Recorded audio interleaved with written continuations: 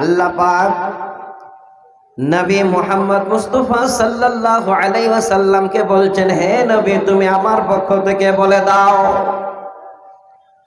কি বলে দাও? যে সমস্ত বান্দারা আলা ইবাদি আল্লাযীনা আসরাফু আলা আনফুসিহিম, যারা নিজের অন্তরে এই রকমের বড় বড় গুনাহ করে বসেছে, আল্লাহর জমিনে আকাশের নিচে এই রকমের গুনাহ করেছে, যারা নিজেরাই যেন চিন্তায় পড়ে গেছে এত বড় আল্লাহর জমিনে গুনাহ করেছে, এই গুনাহ আমার ক্ষমা হবে কি হবে না? মাফ হবে না হবে না? আল্লাহ বলছেন নবী তুমি বলে দাও, লা তাকনাতু মির রাহমাতিল্লাহ, লা তাকনাতু মির রাহমাতিল্লাহ, তারা যেন আমার কাছ থেকে এই রকমের কোনো আশা না করে যে আমি আল্লাহ তাদের ক্ষমা করে দেব না। হে নবী তুমি বলে দাও আমার রহমত থেকে তারা যেন বঞ্চিত না হয়। আচ্ছা বলেন, যিনি হলেন পৃথিবীর স্রষ্টা, যিনার হাতে পুরো দুনিয়ার মালিকানা, যিনার জমিনে আমরা খাই চলাফেরা করি, একদিনে আমরা এই যে অক্সিজেন গ্রহণ করি তাতেই যদি আপনারা হিসাব লাগান, একদিনের অক্সিজেনের দাম 3 লক্ষ টাকা লাগে। সেই অক্সিজেন তিনি আল্লাহ আমাদের দেন, আর তিনার জমিনে আমরা গুনাহ করি, অথচ তিনি বলছেন বান্দা গুনাহ যদি করেই ফেলেছো তাহলে আসো আমার কাছে এসে সেই গুনার ক্ষমা চাও, আমি আল্লাহ অবশ্যই সেই তোমাদের গুনাহকে ক্ষমা করে দেব। শব্দটা আবার কেমন বললে? আল্লাহ বলেন বান্দা লা তাকনাতু মির রাহমাতিল্লাহ, আমার রহমত থেকে তোমরা বঞ্চিত হতে যেও না, এইরকম আশা করো না। ইন্নাল্লাহা ইয়াগফিরুদ যুনুবা জামিআ, নিশ্চয়ই মহান আল্লাহ তিনার জমিনে বান্দারা যত রকমের গুনাহ করে, যত রকমের ভুল করে, আল্লাহ পাক বলেন হে আমার গুনাহগার বান্দারে আমি তোমাদের সমস্ত রকমের গুনাহ খাতাগুলি ক্ষমা করে দেই। ইন্নাহু হুয়াল গফুরুর রহিম, নিশ্চয়ই আমি আল্লাহ ক্ষমা করনে ওয়ালা, আমি আল্লাহ মাফ করনে ওয়ালা। এসো রে বান্দা আমার কাছে এসে মাথা নত করো, আমি আল্লাহ তোমাদের গুনাহ খাতাগুলোকে মাফ করে দেব। দেখেন তিনি তো রহমানুর রহিম, তিনি তো দয়ালু, তিনার জমিনে গুনাহ যত বড় করেছেন যদি তিনার কাছে এসে পড়ে যান ক্ষমা চান, আল্লাহ বলছেন বান্দা আমি সব গুনাহ ক্ষমা করে দেব, আমার রহমত থেকে তোমরা বঞ্চিত হইও না। ইমাম বুখারী রাহমাতুল্লাহ আলাইহি সুন্দর করে এই আয়াতটার উপরে একটা বাব বেঁধেছেন, এত সুন্দর করে সেই বাবের ভিতরে কয়েকটা হাদিস উল্লেখ করেছেন। আমি বেশি নয় একটা ছোট হাদিস আপনাদের নকল করে শোনাচ্ছি। হাদিসের রাবি হযরত আব্দুল্লাহ ইবনে আব্বাস রাদিয়াল্লাহু তাআলা আনহু, তিনি হাদিসের রাবি বর্ণনা দিচ্ছেন এই আয়াতটাকে কেন্দ্র করে তার সাবাবে নজুল হিসাবে। কি বর্ণনা আছে? সেই যুগের লোকেরা তারা জীবনে এমন কোনা গুনাহ করতে ছেড়ে দেয় নাই, তারা জেনা করেছে, তারা মানুষকে হত্যা করেছে, তারা আল্লাহর সঙ্গে যেন শিরক করেছে। হ্যাঁ বন্ধু, আজকের দিনে আল্লাহর কোরআন আমাদের সামনে গাইডলাইন হিসাবে এসে আছে। ডেলি বছরে ডেলি জুমার খুতবায় আমরা তিনার কোরআন সহিহ সুন্নাহর আলোচনা শুনি। হয়তো এর কারণে অনেক আল্লাহ আমাদের হেফাজতে রেখেছেন, অনেক খারাপ বড় বড় গুনাহ থেকে বাঁচিয়ে রেখেছেন, কিন্তু সেই সময় তাদের কাছে মানুষের সঙ্গে হানাহানি করা, কাতাল করা, রাস্তা ঘেরাও করা, ডাকাতি করা, জেনা করা, পাপ করা কোন রকমের তাদের গুনাহ মনে হতো না। একদিন আল্লাহ রসুলের খবর তাদের কানে। তিনারা এসে উপস্থিত, ইতিমধ্যে ওনারা বলছেন এই রকমের একটা সৎ মানুষের পাশে আমরা আসতে পেরেছি, হয়তো এতদিন সুযোগ হয়নি আসার, আজকে এসেছি, কিন্তু ভয় পাচ্ছি আমরা যে গুনাহগার, আল্লাহর জমিনে আমরা এত পাপ করেছি, এত গুনাহ করেছি, আমাদের এই গুনাহগুলো ক্ষমা হবে কি হবে না, আল্লাহ মাফ করবেন কি করবেন না, এই মনোভাব নিয়ে ওনারা যদি এক পা আগাচ্ছেন তো দু পা পিছনে থাকছেন। ওই সময় আল্লাহ পাক তিনার তরফ থেকে আয়াত নাজেল করছেন আর নবী মুহাম্মদ সাল্লাল্লাহু আলাইহি ওয়াসাল্লামকে বলছেন, হে নবী তুমি তাদের বলে দাও। দেখেন কি সুন্দর ভাবে তিনি দয়ালু বান্দাদের জন্য এবার কোরআনের আয়াত অবতীর্ণ করে নবীকে বলছেন, নবী বলে দাও, কুল ইয়া ইবাদিয়াল্লাযীনা আসরাফু আলা আনফুসিহিম লা তাকনাতু মির রাহমাতিল্লাহ। হে নবী ওই সমস্ত বান্দাদের বলে দাও, আমার তরফ থেকে তাদের জানিয়ে দাও, ওই বান্দারা যারা অনেক বড় বড় গুনাহ করেছে, তোমার কাছে এসে তারা দাঁড়াবার সুযোগ পায়নি, গুনার কারণে তারা পিছনে থেকেছে, তাদের জানিয়ে দাও তারা যেন চলে আসে, আমি আল্লাহ আমি সমস্ত রকমের তাদের গুনাহ খাতাগুলোকে ক্ষমা করে দেব, আমার রহমত থেকে তারা যেন বঞ্চিত না হয়। দেখেন জীবনে গুনাহ করেছেন, ওমাইয়া আমাল সুআন, যদি এই রকমের জীবনে কেউ কোনোদিন খারাপই করেছেন, নিজের অন্তরে এই রকমের বুড়ো কাজ করেই বসেছেন, সুম্মা আস্তাগফিরুল্লাহ, আল্লাহর কাছে ফিরে এসে একবার তওবা করে আল্লাহকে এই কথাটা জানান, আল্লাহ জীবনে এত বড় গুনাহ করেছি, জানি না আল্লাহ এই গুনাহটা আমার ক্ষমা হবে কি হবে না। আল্লাহ বলছেন ইয়াজিদাল্লাহ হুয়াল গফুরুর রহিম, অবশ্যই আমাকে তোমরা ক্ষমা করনেওয়ালা পাবে, আমি আল্লাহ যত বড় গুনাহ করো আমার কাছে এসে যদি তোমরা মাথা নত করো, আমি আল্লাহ সমস্ত রকমের গুনাহগুলোকে তোমাদের ক্ষমা করে দেব। দেখেন আল্লাহর কত রহমত। আমার বর্তমান মুখিয়া এখানে 7 দিনে 10,000 টাকা দাম করে। আলহামদুলিল্লাহ। আপনাদের রানিং মুখিয়া এখানকার 7 দিনে পঞ্চায়েত। আচ্ছা মুখিয়া মুখতার আলম সাহেব 10,000 টাকা মেনে নিয়েছেন আপনারা? আচ্ছা যাক, কি করা যায় আর।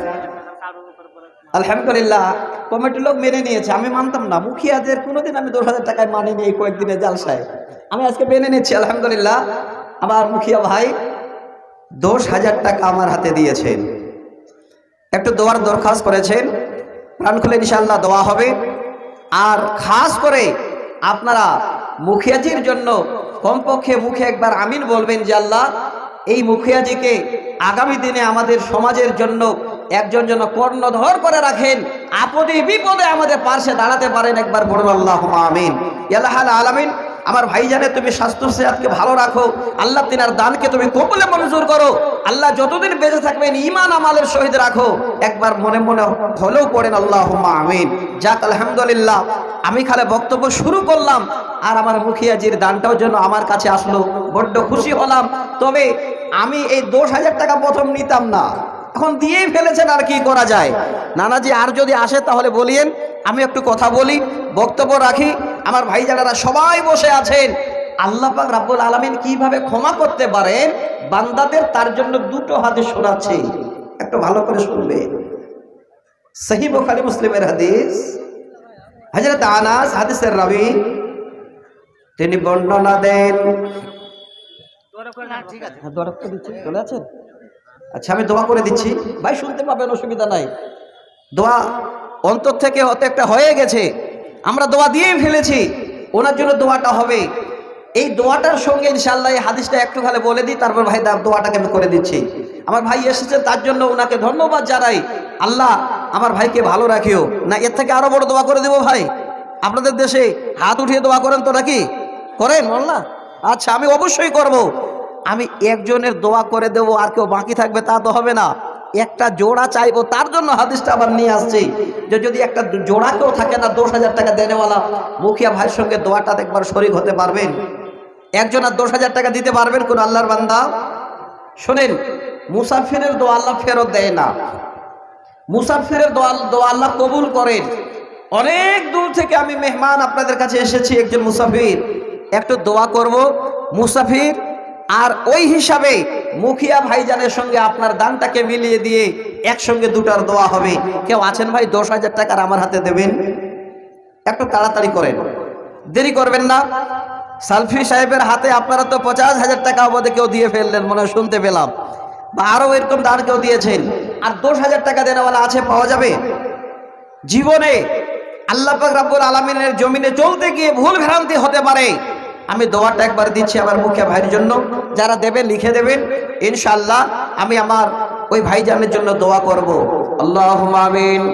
ওহেবারি দোয়া করে তোমার কাছেতে মুখিয়া ভাই এসে দিল আল্লাহ 10,000 মাদ্রাসা নামেতে, যে আশাতে আল্লাহ ফিরে দাম দিয়ে গেল, উদ্দেশ্য আল্লাহ ভাইজানের করে গোপরণ, যতদিন থাকবে আল্লাহ মুখিয়া খাতায় নাম, এই দান কবুল করো পাক সুবহান। বালা মুসিবত হতে বাঁচাইয়া দিবে, চলা ফেরাতেও আল্লাহ সুখেতে রাখিবে। আমরা গুনাহগার আল্লাহ দোয়া করব কত, নেকি দিও আল্লাহ মারি পাক পদ তোমার মন মতো, আগানা বেগানা হতে তুমি যে রক্ষাও করিবে, বালা মুসিবত তারা কাটিয়া যে দিবে। আমিন আমিন সুম্মা আমিন। আল্লাহ নবীর হাদিস, আল্লাহ পাক রব্বুল আলামিনের নবী বলছেন, হে আমার সাহাবীরে, আজকের দিনে আমি নবী মুহাম্মদ সাল্লাল্লাহু আলাইহি সাল্লাম তোমাদের বলছি, আমার কসম, অর্থাৎ আমি আমার কাছে যেন কসম দিয়ে বলছি, পৃথিবীর বুকে আল্লাহর এমন বান্দা যদি দুনিয়াতে থাকে, আল্লাহর জমিনে চলাফেরা করতে গিয়ে জীবনে একটাও গুনাহ না করে, আল্লাহর নবী বলেন, সাহাবীরা রে, আল্লাহ পাক এই রকমের তিনার বান্দাদের তিনি হালাক করে দেবেন। আর এমন একটা কওমকে, এমন আল্লাহর এক বান্দার কওমকে আল্লাহ নিয়ে আসবেন, যেই আল্লাহর বান্দারা আল্লাহর জমিনে এসে তারা আমার আল্লাহর ইবাদত করবে এবং গুনাহ করবে, ওই সমস্ত কওমকে আল্লাহ জমিনে যেন জায়গা দেবেন। আল্লাহর নবী বলেন, ওরে আমার সাহাবীরা একবার লক্ষ্য করে দেখো, তিনি আল্লাহ কত বড় দয়ালু, কত বড় দয়াবান। আল্লাহ এই জায়গায় বলতে চাচ্ছেন, হে আমার বান্দারে, আমার জমিনে তোমরা এসেছো, আমার দুনিয়ায় তোমরা ভ্রমণ করছো, আর তোমাদের দ্বারায় গুনাহ হবে না এটা কোনোদিন হতে পারে না। তোমরা নেকিও করবে, গুনাহও করবে, আর গুনাহ করার পরে তখন অনুতপ্ত হয়ে আমার কাছে এসে যখন হাত বাড়াবে, আমার কাছে এসে সিজদায় লুটিয়ে পড়বে, ডুকরে ডুকরে কান্না করবে, এই রকমের শর্মিন্দা হয়ে, আল্লাহ একটা এমন গুনাহ করেছে মাবুদ তুমি জানো আর একা আমি জানি, আল্লাহ তুমি সেই গুনাহকে আমার ক্ষমা করে দাও। আল্লাহর নবী বলেন, এই রকমের বান্দারা যদি জমিনে থাকে, আল্লাহ পাক ওই সমস্ত বান্দাদেরকেও যেন ক্ষমা করে দেবেন। আল্লাহ বলেন, নবী তুমি তাদের বলে দাও, লা তাকনাতু মির রাহমাতিল্লাহ, তারা যেন আমার রহমত থেকে বঞ্চিত না হয়। শুধু আল্লাহকে ডেকে ডেকে টাইম কাটাবেন। হাদিসটাতে কি বোঝা গেল? আল্লাহ পাক এই রকমের বান্দাদের রাখবেন না, ওই বান্দাকে, ওই কওমকে আবার নিয়ে আসবেন যারা আল্লাহকেও ডাকবে আর তাদের দ্বারা ভুলও হবে, আর সেই ভুলটাকে আল্লাহ ক্ষমা করবেন। এই রকমের কওমকে আল্লাহ দুনিয়াতে রাখবেন। তাহলে আল্লাহর দয়া দেখুন, কত বড় দয়া, এর থেকে আর দয়া লুকিয়ে হতে পারে? সহিহ বুখারী মুসলিমের হাদিস ছাড়া আজকে এই মাজমুনের ভিতরে আমি অন্য কোনো হাদিস তুলে দিচ্ছি না।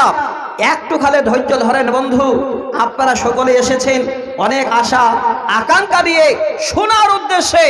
আশা করি শোনার পরে মনের ভিতরে এই চিন্তাটা আসবে যে আমি তো অনেক দিন আগে বড় পাপ করেছি, এই পাপ করে মাথায় নিয়ে ঘুরে বেড়াচ্ছি, এই পাপটা কি আমার মোচন হবে?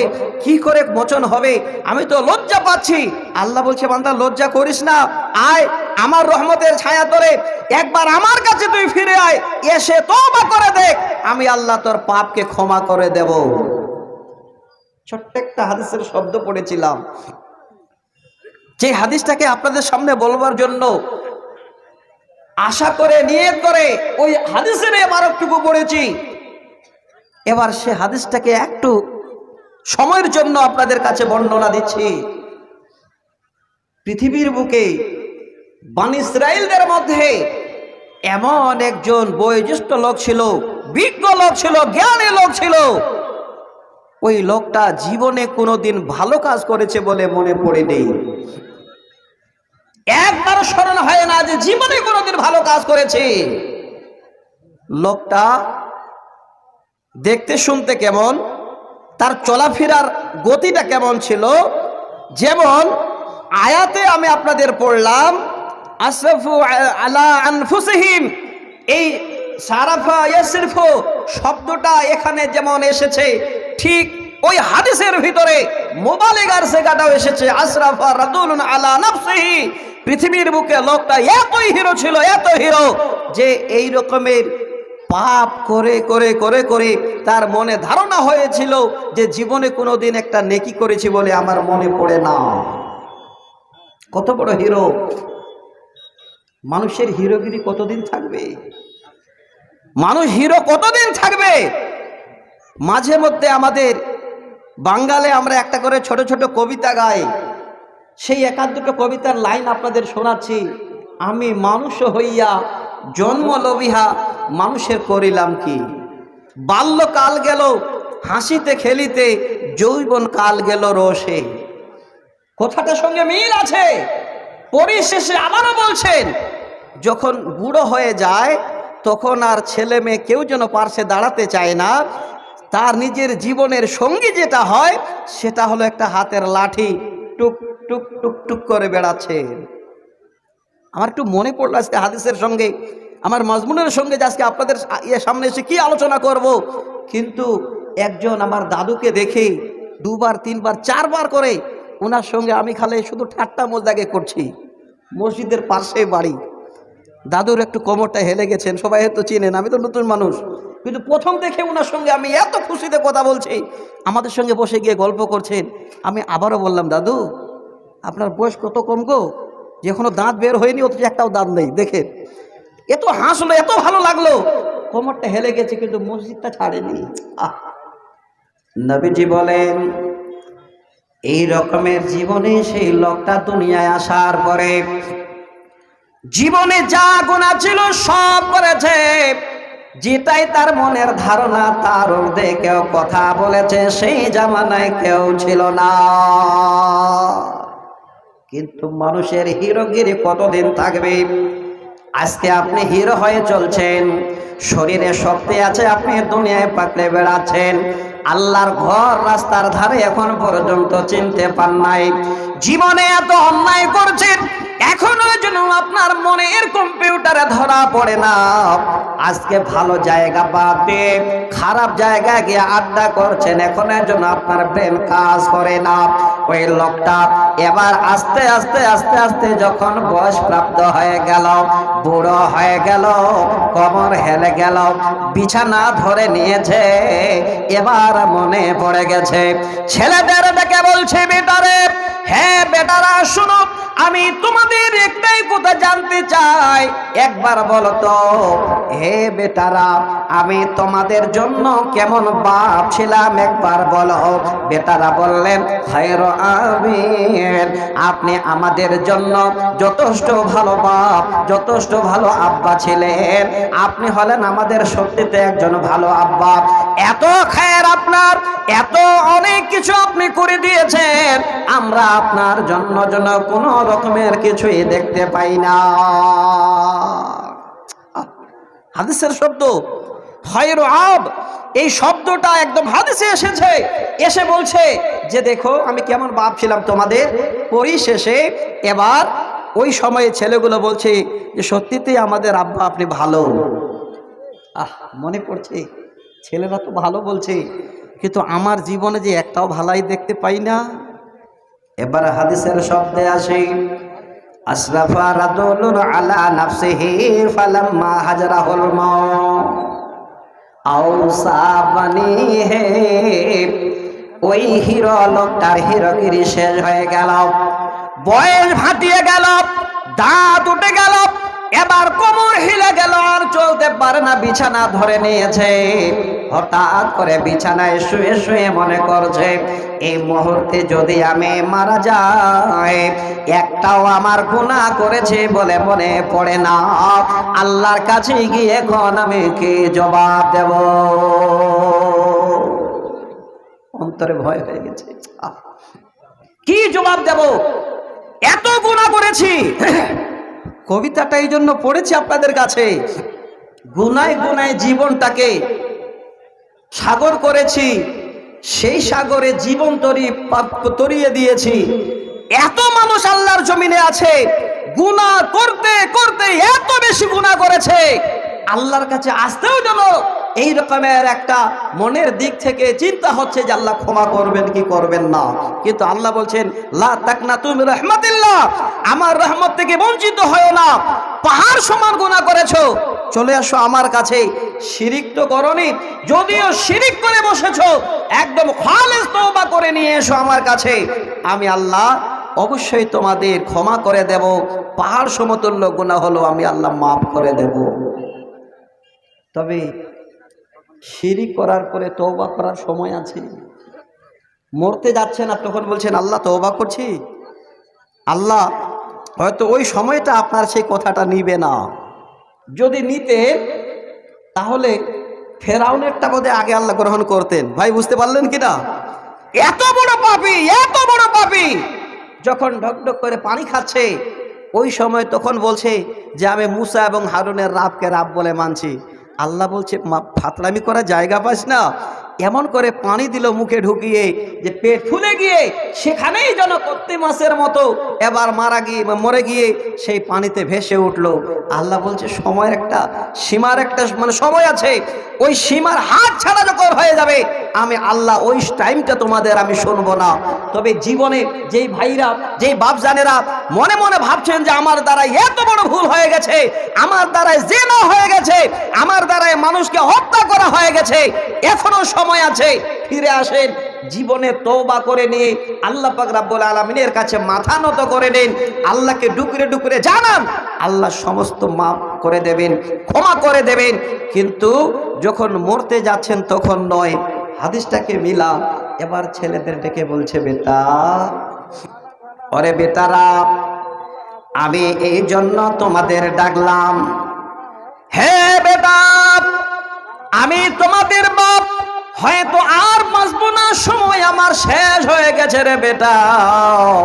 তোমাদের আমি ওসিয়ত করছি, এই জন্যে ডাকলাম, আমি যদি মারা যাই, বেটারে তোমরা নিয়ে গিয়ে সরাসরি আমাকে কবরে রেখে দিও না। মনের ভিতরে কত বড় ডর, কত বড় জীবনে ভয় এসে গেছে। একটাও গুনাহ নাই, সে আল্লাহর কাছে মরার পরে কবরে আমার কি হবে, আমি কি জবাব দেব, এই রকমের মনের মধ্যে চিন্তা। বেটাদের ডেকে বলছে, বেটা, আওসা বানিহি ফাহাররিকুহু, আমি যখন মারা যাব তোমাদের ওসিয়ত করছি রে বেটা, আমাকে কবর না দিয়ে আগুন জ্বালিয়ে তোমরা আমাকে পুড়ে পুড়ে ছাই করে দেবে। ছাই বানাবে। আর কি করবে বেটা? যখন সেই ছাইগুলো এক জায়গায় হবে, এক জায়গায় রেখে দিও না, ছাইগুলো তুলে নিয়ে নিসফাহু ফিল বাররি ওয়া নিসফাহু ফিল বাহার। হে বেটা, আধা ছাই সমুদ্রের পানিতে ভাসিয়ে দেবে, আর আধা ছাই তোমরা আকাশে আবার হাওয়ায় উড়িয়ে দেবে। তারপরও যদি আল্লাহ আমাকে ধরে নেয়, তারপরও যদি আল্লাহ আমাকে ধরা পায়, আমার থেকে বড় শাস্তি আর জীবনে কোনো বান্দাকে আল্লাহ দেবে না। এটাও যেন মনের ভিতরে একটা চিন্তা এসে গেছে। হে বাপেরা আমার, একবার আল্লাহর আয়াতটাকে ফলো করবেন, আয়াতটাকে ভুলে যাবেন না। এবার লোকটা যখন মারা গেল, বেটারা সুন্দর করে নিয়ে এবার বাবাকে পুড়ে দিল, ছাই করে দিল, আধা এবার পানিতে আধা হাওয়াতে উড়িয়ে দিল। একবার ভাবেন তো, যিনি আল্লাহ মানুষের কোনো অস্তিত্ব ছিল না, ওই জায়গা থেকে আল্লাহ মানুষ বানাতে পারলেন। যেই মানুষ এতদিন দুনিয়া করার পরে মরে যাবে, ছাই হয়ে যাবে, দ্বিতীয়বারে কি সেই মানুষটাকে বানাতে আল্লাহর কষ্ট হবে নাকি? কোন রকমের কষ্ট হবে না রে বাপ। এবার সমুদ্রের পানিকে বলবে, আল্লাহের সমুদ্রের পানি, আমার বান্দার ছাই কোথায় নিয়ে গেছো, ফিরিয়ে দাও। হাওয়াকে বলবে, হাওয়া, আমার বান্দার ছাই হাজির করে দাও। আবার পুনরায় আল্লাহ তিনার সামনে দাঁড় করাবেন। সেই দিন আল্লাহ বলবেন, বান্দারে, হে বান্দা, আমি তোমার কাছে জানতে চাই এই কর্ম তুমি কেন করেছিলে? মা ফালতু হাযা, মা ফালতু হাযা, এই কাজ তুমি কেন করেছিলে? কি এমন তোমার মনের ধারণা ছিল? বান্দা তখন বলবে, ইয়া রাব্বি মিন খাশিয়াতিল্লাহ, হে আল্লাহ, অন্য কোনো ভয় হয়নি, এত বড় জীবনের শেষে আমার ভয় হয়ে গেল। আমি একটাও ভালো গুমান্য কাজ করিনি, নেকি করিনি। আমি যখনই মরে যাব, আমার যেন বড় শাস্তি শুরু হয়ে যাবে। আল্লাহ, আমি তোমার ভয় এত বড় কর্ম করে ফেলেছি। আল্লাহ বলবেন, বান্দা, ফাগফির লাহু, যা যা যা রে বান্দা, আমি আল্লাহ তোমার অন্তরে এত ভয় এসেছে, আমাকে বলে শেষে এত মনে পড়েছে, তাই আমি আল্লাহ তোমার সমস্ত রকমের গুনাহ খাতা গুলো ক্ষমা করে দিলাম। কি বুঝতে পারলেন? আল্লাহ পাক কি জানাতে চাইলেন? হে বিশ্বের বান্দারে, লা তাকনাতু মির রাহমাতিল্লাহ, আমার রহমত থেকে বঞ্চিত হয়ো না। অনেক পাপ করে নিয়েছো, গুনাহ করে বসেছো, এসো বান্দা, আমার কাছে ফিরে এসো, মাথা নত করে নাও। আমি আল্লাহ জীবনের সমস্ত গুনাহ খাতাগুলো তোমাদের ক্ষমা করে দেব। তিনি তৈরি আছেন। গুনাহ আমাদের দ্বারাই হবে, গুনাহ আল্লাহর বান্দারাই তো করবে। আর সেই বান্দাকে আল্লাহ সব থেকে বেশি ভালোবাসেন যে বান্দা গুনাহ করলো আর মনের মধ্যে চিন্তা, আসলে এটা গুনাহ হয়ে গেল, অনুতপ্ত হয়, আবার ক্ষমা চেয়ে নিল। আল্লাহ বলছেন, ওই বান্দাকে সব থেকে বেশি পছন্দ করি। আমার শ্রোতা মণ্ডলী, জালসাগুলোতে আমরা আসি, কিন্তু আলেম ওলামারা আমাদের কি দিতে চান, এই জিনিসটা অনেক ভাইরা আমরা বুঝতে চাই না। আমি আপনাদের 1 মিনিট আমার মাজমুনের কথাটা জানাতে চাচ্ছি। জীবনে অনেক অনেক অনেক গুনাহ হয়েছে, কোনোদিন ভাবেন না যে এত গুনাহ করেছে আল্লাহ ক্ষমা করবেন কিনা। আল্লাহ ক্ষমা করার জন্য তৈরি আছেন। তবে আমি অনুরোধ করব আপনাদের, গুনাহ নিয়ে কেউ কবরে যাবেন না, আগে থেকে তৈরি হয়ে যান, অনুতপ্ত হয়ে আল্লাহর কাছে গিয়ে মাথা নত করেন, আল্লাহ সমস্ত রকমের গুনাহ খাতা ক্ষমা করে দেবে।